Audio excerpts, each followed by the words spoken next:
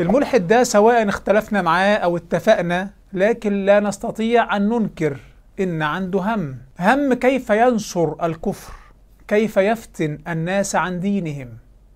عنده هم وجلد. والله لو عندنا هم الدعوة إلى الله عز وجل عشر ما عند هؤلاء، ربما أصبح الإسلام اليوم في كل بيت. يعني متخيل شخص لا يعرف شيئا في الإسلام، لا يعرف أبسط بديهيات هذا الدين، ما يعرفش ينطق كلمة قبلة، القبلة ما يعرفش ينطقها، بيقول لك القبلة، عمره ما سمع كلمة قبلة في حياته فيفتكرها تنطق قبلة. مفهوم انه في شيء اسمه قبلة للصلاة. شو هي القبلة؟ توجه لشيء اسمه القبلة، والقبلة هو المكان اللي المفروض تكون فيه الكعبة. قبلة قابلة للانطواء مع الأفق. لو طفل مسلم بيرضع سمع هذا الكلام هيضحك. شحط طول بعرض ما يعرفش كلمة القبلة، ما يعرفش الفرق بين كلمة الأنصار وبين كلمة النصارى، فمتخيل أن النصارى هم الذين استقبلوا النبي صلى الله عليه وسلم في المدينة، النصارى وليس الأنصار.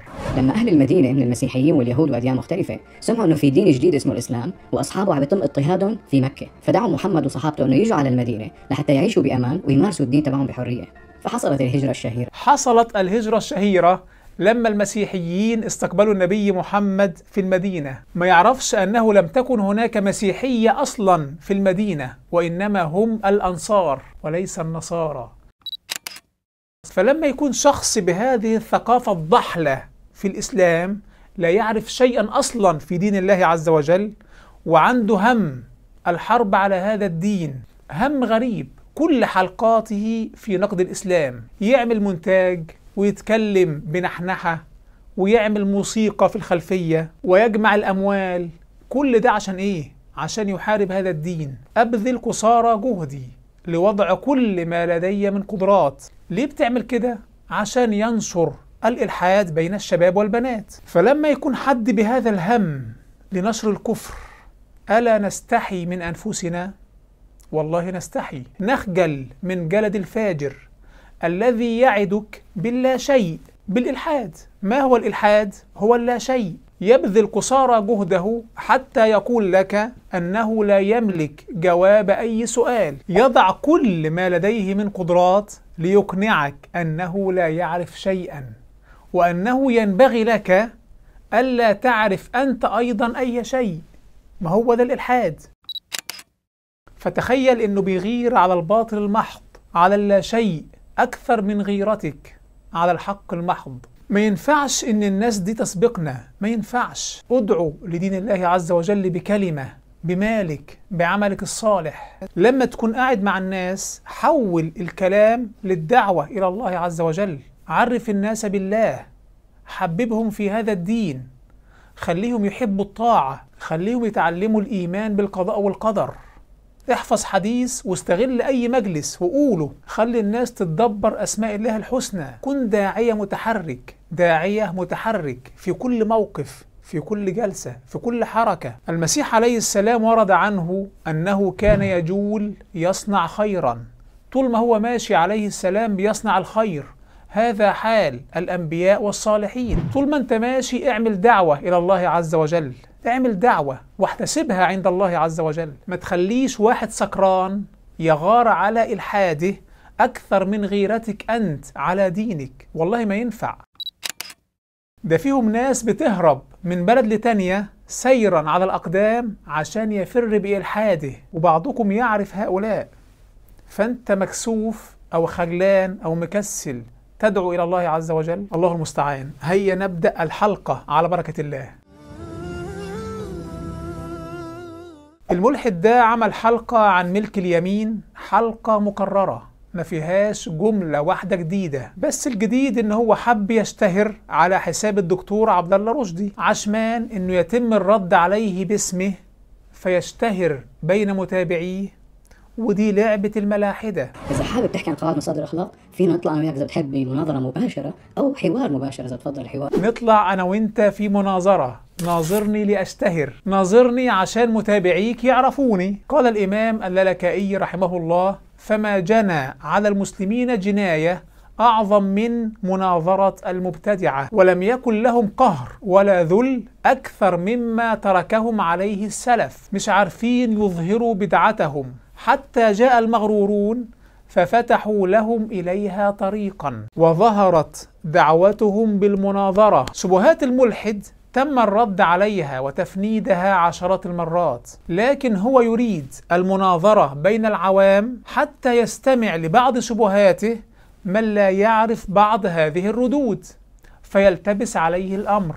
لعبة هبلة، لكن هذه اللعبة تؤتي أكلها خاصة في أزمنة الجهل. لو كمان عايز يعمل مناظرة عن مصادر الأخلاق في الإلحاد، $1000 لو أعطيتني مانعا إلحاديا واحدا من إبادة الجنس البشري بأكمله يا بتاع المصادر. $1000 أخرى لو أعطيتني مانعا إلحاديا واحدا من ارتكاب أي فاحشة، أي جريمة. لا يمكن التأسيس لأي قيمة أخلاقية إلحاديا، مستحيل. وده كلام ريتشارد دوكنز. الأخلاق يا أبا قبلة لا تنتمي للعالم المادي أصلا. الأخلاق ضد المادة، نعم ضد المادة، ضد العقل النفعي، ضد المصلحة. ده تعريف الأخلاق الأصلية، أنها ضد المادة، ضد العقل النفعي، ضد المصلحة، لا تنتمي للعالم المادي أصلا. الالتزام الأخلاقي يمثل قيدا على الإنسان، بيقيدني. التضحية والطقوس والإيثار، طبيعة هذه المعاني لا يمكن أن تبرر ماديا، تنتمي لنظام آخر، لعالم آخر، تمثل مبدأ مناقض تماما لمبدأ المصلحة الداروينية. هذه القيم الأخلاقية إما أنها لا معنى لها، وإما أن لها معنى في وجود الله عز وجل. إلحاديا ممكن نبرر أفعال هتلر، طبيعي طبعا. إلحاديا يمكن أن تنشأ أخلاق هتلر، يمكن أن تنشأ حدائق الموت عند بول بوت. إلحاديا اللي عمله هتلر تمام زي الفل، لا يمكن أن تخطئ هتلر إلحاديا، لا يمكن أن تخطئ بول بوت إلحاديا. حدائق الموت في كمبوديا حاجة عادية خالص، ما فيهاش أي مشاكل. فالإفراز الإلحادي إفراز مادي مصلحي نفعي. كونك شايف إنك ممكن تؤسس للقيم الأخلاقية، فده معناه إن أنت عندك فطرة دينية تتبنى قيما أخلاقية لا تنتمي لهذا العالم المادي. شكرا. تهدم إلحادك دون أن تدري. الإنسان ليس مخيرا في رفض التكليف الإلهي بداخله. أنت وأنت ملحد مش عارف تنكر القيم الأخلاقية، بل أنت مستعد للدفاع عنها، لأنك إنسان، لأنك مكلف، شئت أم أبيت. بتكلم عن الجهاد والفتح والغزوات والقتال، ما في أي آية ثانية، والله قال إن الله لا يحب المعتدين، وكأنه ما في شيء اسمه جهاد طلب أو جهاد ابتداء بدينه. الكائن المكرر. عملت حلقة كاملة عن جهاد الطلب في الرد على نفس هذا الملحد، ولم يعلق على هذه الحلقة بكلمة. رابط الحلقة في أول رابط في وصف الفيديو. القتال في جهاد الطلب لمن يقاتلنا إذا أردنا إظهار دين الله، كما قال شيخ الإسلام. هو ده ملخص جهاد الطلب. طبعا الحلقة فصلنا فيها بعض حكم الشريعة في جهاد الطلب، استمعوا لها. لأن فيها مفهوم العبودية أصلا من الأساس. الكائن المكرر. لماذا هناك عبودية في الإسلام؟ ليه في عبودية؟ هناك أذى شديد يقع على الإنسان إذا اتخذ عبدا، صح ولا غلط؟ هناك أذى شديد يقع على المرأة إذا اتخذت أمة ملك يمين، صح ولا غلط؟ هذه الأسئلة الذكية جدا أشبه بسؤال حبس المجرم يؤدي إلى أذى شديد له، صح ولا غلط؟ طيب ما طبيعي أيها العبقري إن الحبس يمثل أذى لأنه عقوبة. كذلك ملك اليمين في الأصل عقوبة، ما هياش حالة طبيعية. العبودية في الأصل عقوبة. الأمة في الأصل، لو كنت تعرف ألف باء إسلام، الأمة في الأصل هي إنسانة مجرمة. ملك اليمين في الأصل إنسانة مجرمة اشتركت في جيش العدو تريد قتال المسلمين. هذا مصدر الإماء الوحيد في الإسلام. لا تؤخذ الإماء إلا من أرض معركة يقاتل فيها الكفار المسلمين. ده مصدر الإماء الوحيد في الإسلام. فإما منا بعد وإما فداء حتى تضع الحرب أوزارها.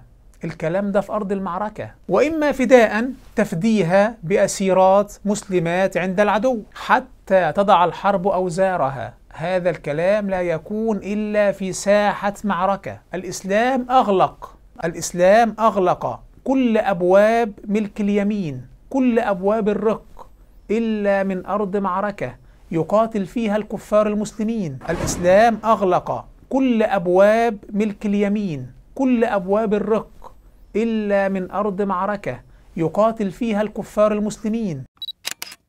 إذن في الصورة النهائية هتلاقي إن السبي في مقابل القتال، ملك اليمين في مقابل القتال، في مقابل جريمة قتال المسلمين. فالمسبية في الأصل مجرمة، ملك اليمين في الأصل مجرمة، المفروض إنها تقاتل لأنها في جيش العدو، لكن لأنها ضعيفة عشان هي امرأة فلا تقاتل. لا يجوز في الإسلام أن تباشر قتال المرأة ولا العجزة من الرجال في ساحة معركة، لأنهم في الأصل ضعفاء، في الأصل هم ضعفاء. فالسبي عقوبة في مقابل القتال، لكن رحمة بطبيعة المرأة فهو عقوبة مخففة. لكن أليس من الأفضل أن يتم منع السبي كما فعل الغرب؟ كيف للوحي الإلهي الأشمل والأحكم والأعلم ألا يمنع السبي بينما الغرب يمنعه؟ كيف هذا؟ اللي بيطرح هذا الإشكال هو لا يفهم الموضوع أصلا. الإسلام منع السبي تماما، الإسلام منع السبي تماما من كل الطرق قبل أن يمنعه الغرب ب1200 سنة. يعني الإسلام سبق الغرب في تجريم السبي قبل أن يجرمه الغرب ب1200 سنة، لكن الإسلام أبقى فقط على باب السبي من أرض المعركة.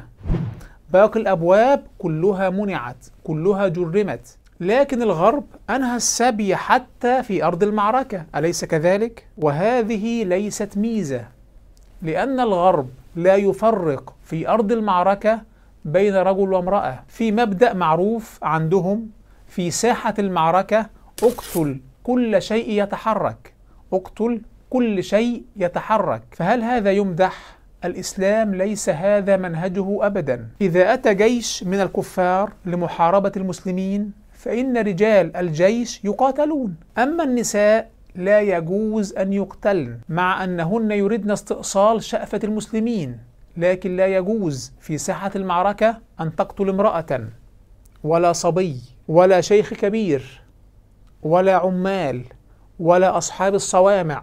قال النبي صلى الله عليه وسلم: ما كانت هذه لتقاتل، مع أنها في جيش كفار محاربين.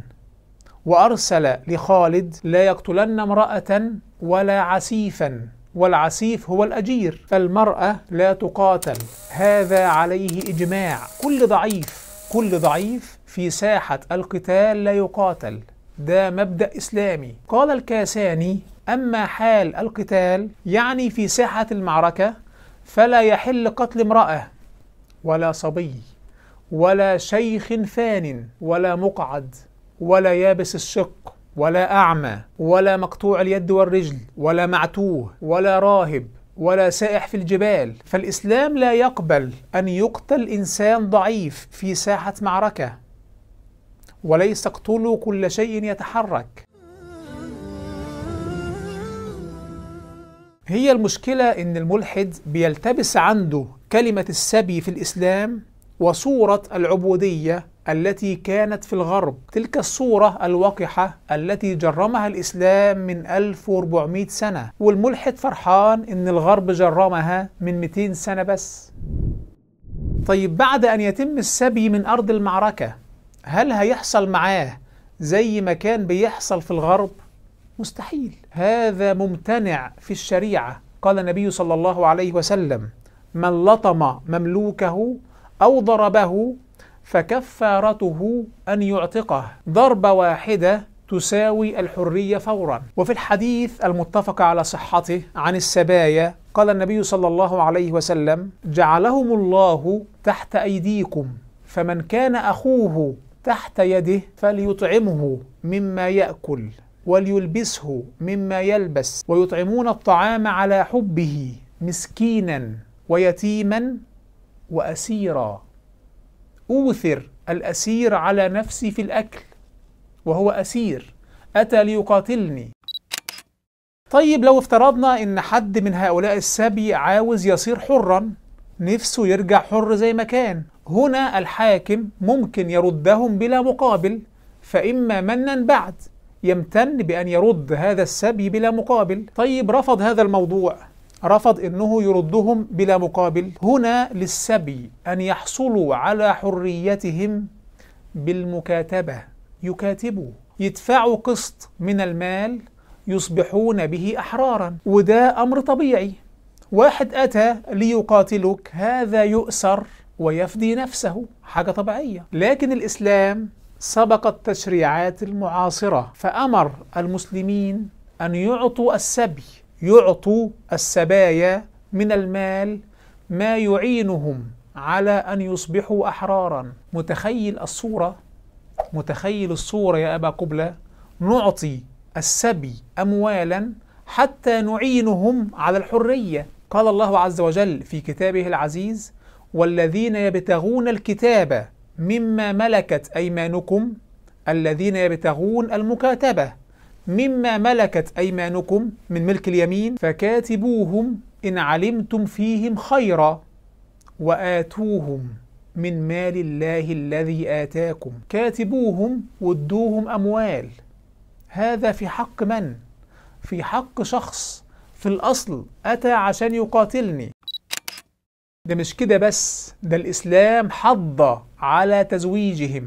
والله يا أبا قبلة، الإسلام حض على تزويج العبيد والإماء عشان يعيشوا حياة مستقرة مستقلة كريمة. وأنكحوا الأيام منكم، وأنكحوا الأيام منكم والصالحين من عبادكم وإمائكم إن يكونوا فقراء يغنيهم الله من فضله. هذا نظام موازي لنظام التبني. لو كنت تعي هذه الجمالية في معاملة من أتى ليحاربني، هل الكلام ده موجود في أي ميثاق عسكري النهاردة؟ هذا الكلام في كتاب الله من 1400 سنة. الإسلام يأمر بتزويج العبيد ويأمر بدفع الأموال لهم. تحب أوريك صور كيف فعل الغرب حين دخل إلى بلادنا؟ هذه المعاملة الإسلامية الفريدة جعلت كثير من هؤلاء العبيد والإماء يسلموا ويحسن إسلامهم، بل ويفدوا الإسلام بأرواحهم. وده من حكم السبي في الإسلام، أن ينظر السبي إلى عجائب ورحمة هذا الدين. ظاهريا اسمه سبي، لكن والله في باطنه وكأنه التبني. فالسبي نظروا لمنارات هذا الدين، وكان هذا أدعى لأن يسلموا. ولذلك النبي صلى الله عليه وسلم يقول: عجب الله من قوم يدخلون الجنة في السلاسل. هو جاي مسلسل، لكن لما رأى عجائب رحمة هذا الدين وحكمة هذا الدين وبينات هذا الدين أسلم لله رب العالمين. وجدوا هذا الدين يحترم إنسانيتهم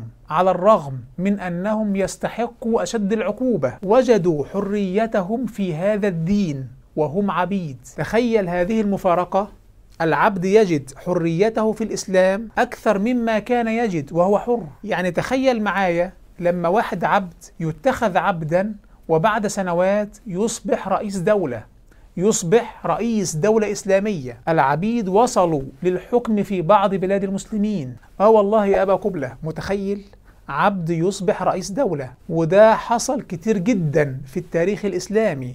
دولة المماليك في مصر، مماليك لكنهم حكام. المماليك حكموا 600 سنة، يعني حوالي نصف تاريخ الإسلام يحكم بلادنا عبيد. الغريب بقى والذي أدهشني على المستوى الشخصي أن أحدا في التاريخ الإسلامي لم يستغرب هذا الموضوع، ما كانوش مستغربين إن عبد يصبح رئيس دولة، حاجة عادية عندنا. محدش كان ملتفت للمفارقة في هذا الموضوع، لأن ده إفراز طبيعي للمعاملة مع السبي التي أمر بها الإسلام. الإفراز الطبيعي وانت من غير ما تحس تجد ان هذا العبد وصل رئيس دولة ومحدش منزعج أو حد مستغرب، طبيعي. يعني تخيل المماليك العبيد حكموا مصر والشام والحجاز والعراق، بلاد كثيرة حكمها العبيد. متخيل رئيس الدولة وقائد الجيش والوزراء وقادة الدولة كلهم من العبيد.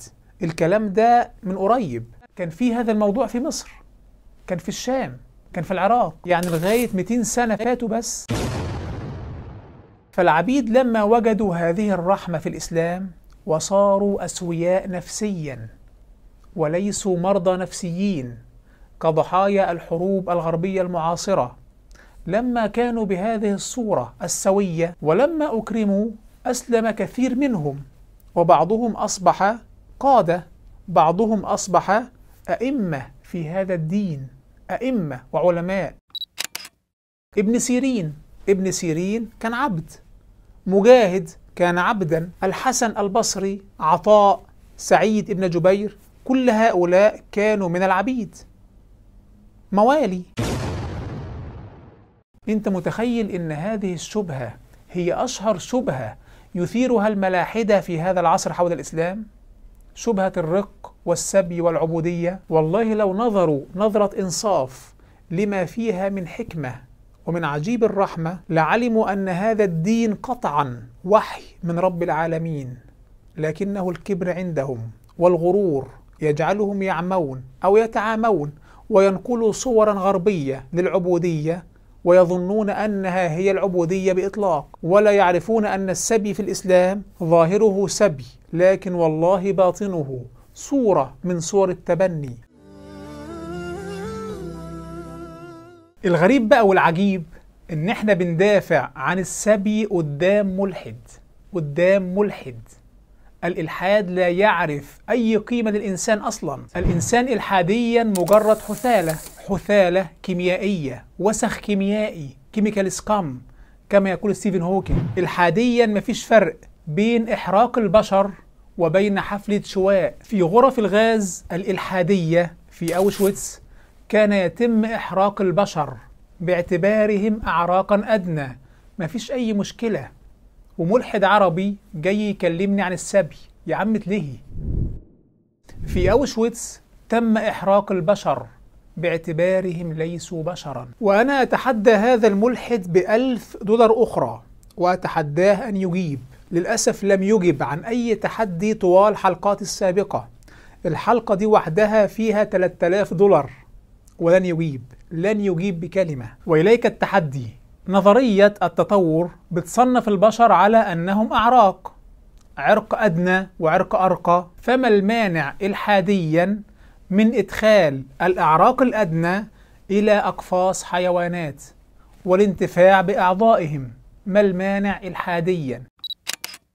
للأسف الملاحدة العرب لا يتحدثون عن إلحادهم بكلمة، لأنهم لو تحدثوا هيتفضحوا. فكل ما عندهم شوية شبهات سطحية تم تفنيدها عشرات المرات. فهل تستطيع أيها الملحد أن تجيب عن هذا التحدي؟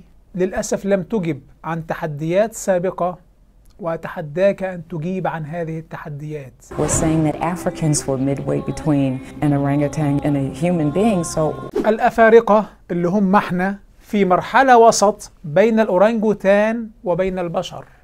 دي نظرة التطور، دي نظرة الإلحاد. في معسكر أكشن تي 4، وطبعا ده غير معسكر أوشويتس. في أكشن تي 4 لو أنت عندك أمراض مستعصية أو إعاقة، إبادة فورا، survival of the fittest، البقاء للأصلح. معسكر أكشن تي 4 أبيد فيه 250,000 إنسان، 250,000 إنسان من 80 سنة فاتوا بس. عمرك سمعت ملحد عربي بيتكلم في هذا الموضوع؟ معسكر أكشن تي 4 الإلحادي، معسكر أوشويتس الإلحادي، لن تسمع ملحدا يتكلم عن هذه الأمور. إذا كان الإلحاد هو الحكم، فلا معنى للإنسان ولا قيمة. سنفتقد لأي نقطة مرجعية للأخلاق، مش هنعرف إيه هو الصح ولا إيه هو الغلط ولا إيه هو المعنى ولا الغاية. عالم عبثي عدمي لا شيء. الإلحاد والله يحفر قبرا يكفي لدفن العالم. الإيمان بالله عز وجل، الإيمان بالوحي الذي أنزله الله عز وجل على أنبيائه، هذا الأمر ليس طرفا فكريا، ما هوش طرف، وليس بديهة عقلية فقط، وإنما هو ضرورة فطرية، ضرورة إنسانية، هو الضمان الوحيد لمعنى الإنسان. الإنسان مفتقر افتقارا ذاتيا ضروريا لله، مفتقر افتقارا ذاتيا ضروريا للوحي الإلهي. أختم هذه الحلقة بجزء قاله هذا الملحد أعلق عليه قبل الختام، جزء مهم جدا بيبين مدى عبقرية هؤلاء، مدى اطلاع هؤلاء على الإسلام. نسمع ماذا يقول. قرروا انه بكل بساطه حرام ممارسه الجنس مع كافرات، العبدات الكافرات. فلما سالوا هدول الفقهاء شو دليلكم انه حرام ممارسه الجنس مع العبده الكافره؟ القران ما بيقول هيك والاحاديث ما بتقول هيك. قالوا لهم دليلنا بكل بساطه هو الاتي. الكلام هون عن الحديث نفسه اللي هلا ذكرناه تبع سبايا اوطاس. وهؤلاء المسبيات كنا من مشركي العرب عباد الاوثان، فيؤول الحديث وشبهه على انهن اسلمن، وهذا التاويل لا بد منه والله اعلم. هذا هو الدليل تبعهم على انه لا يجوز وطء العبده المشركه. لازم نأول الأحاديث، لازم نغيرها، ليش؟ ما حدا بيعرف. ولازم نفترض إنهن أسلمن. شلون نفترض إنهن أسلمن؟ على أي أساس؟ لابد من ذلك. برميل من الجهل يتحرك. نؤول الحديث يعني نغيره. فاكر تأويل الحديث معناه تغييره. بلا خيبة. وبيقول لك إن العلماء افترضوا أن سبايا أوطاس أسلمن بدون أي دليل. لا يعرف برميل الجهل المتحرك، لا يعرف أن إسلام سبايا أوطاس في صحيح البخاري، حديث في البخاري يا أبا قبلة.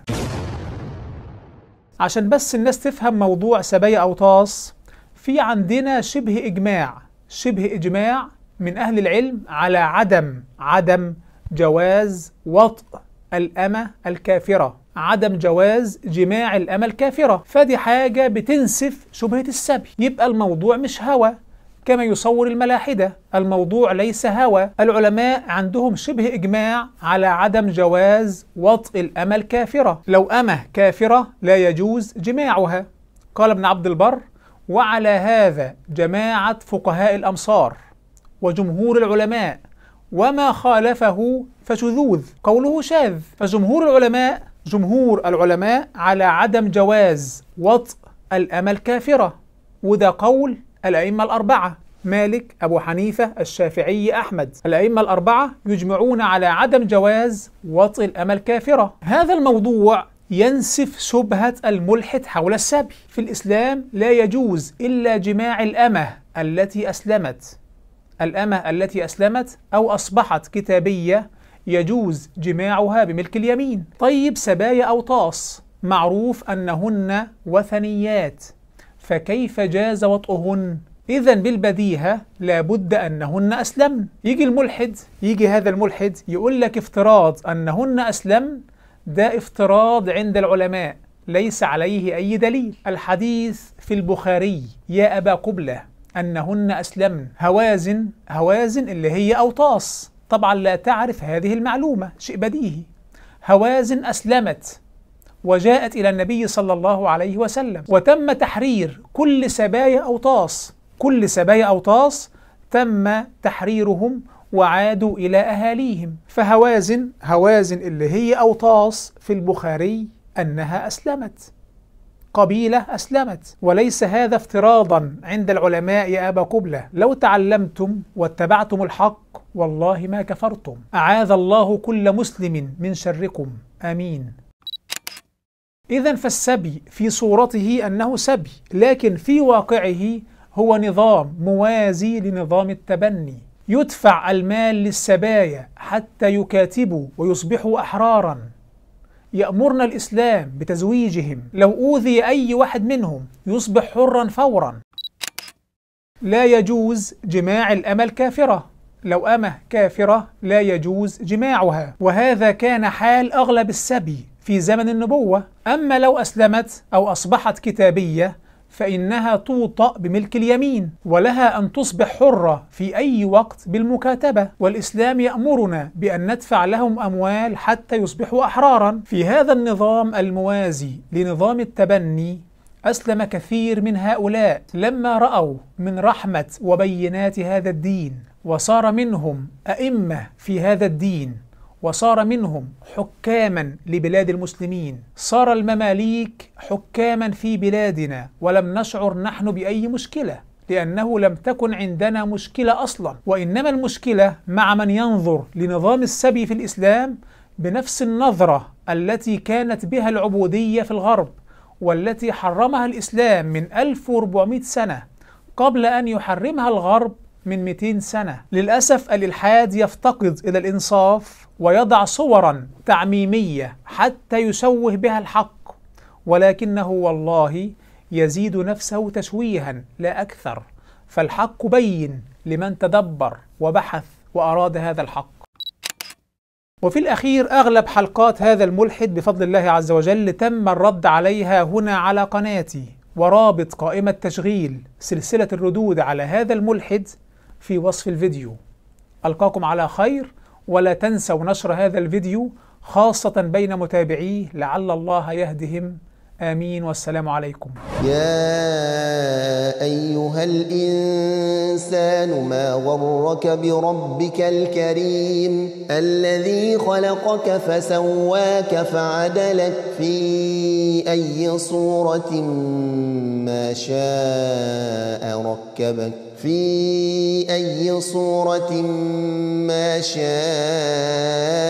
ركبك كلا بل تكذبون بالدين وإن عليكم لحافظين كراما كاتبين يعلمون ما تفعلون إن الأبرار لفي نعيم وإن الفجار لفي جحيم يصلونها يوم الدين وما هم عنها بغائبين وما أدراك ما يوم الدين ثم ما أدراك ما يوم الدين يوم لا تملك نفس لنفس شيئا والأمر يومئذ لله.